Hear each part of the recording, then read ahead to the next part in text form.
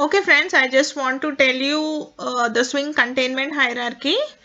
So here in this is your frame. Okay, so where there is minimize option, maximize, and then close option over here.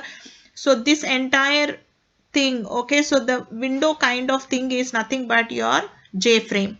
Okay, so inside your J frame, so there will be a content pane, and on the content pane you have to add your components. Okay, and so you will be adding this J panel onto the content pane of the J frame.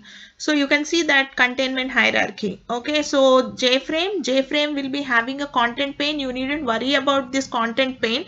So it will be there. It will be associated with your J frame. You just need to add your panel onto this particular frame. And inside this panel, we have added a button and a label. Now, as you can see, this I am a swing button. So this is a button. So once you click on this, some action happens, and event handling, you can associate event handling with this button, and something written over here like number of button clicks, 4 or 5, it keeps updating as you click the button. So this is a label. Okay, so this is a J label. Okay, so some text written, and this is a button. Okay, so the hierarchy over here is that first thing you did is you have created a J frame, and then you have created a panel, and then you have created a button and a label. Now what you have done is you have created 4 things over here. First is you have created J frame, then you created J panel, then created button, and then a label. Now you have to add J button and J label to the panel. Okay, so the next step is you will be adding J button and J label to the panel.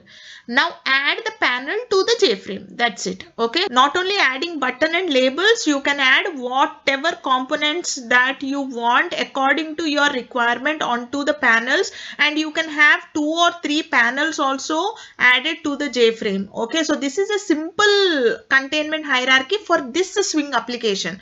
But if your GUI is a login page or something else, then you may need a label, then a text field, then password field, and then a button, and then some text displayed. So that application requires different components. But here I'm just talking about this application over here. Okay, so if you want to add more components, then you can put them into more panels and add those panels to the frame. But frame should be the outer top level container, and inside the top level container only you should be adding this intermediate container, and inside this intermediate container only you should be adding these atomic components. Okay, well friends, so this is the text field, text in the text field. See, I am clicking on the button, so this is the button. So I clicked on the button, and here in you can see this Google and sign in to continue to Gmail. All these are labels. See, now it is asking me to enter the password, but whatever I type in here will not be visible. So there is another character which is replacing the text. Okay. The password field will hide the text with another character. It can be a dot, or it can be a $, or it can be any of the character that you want to replace it with. Okay, so here they have replaced the password with a dot. See friends, you can see that there is a checkbox over here.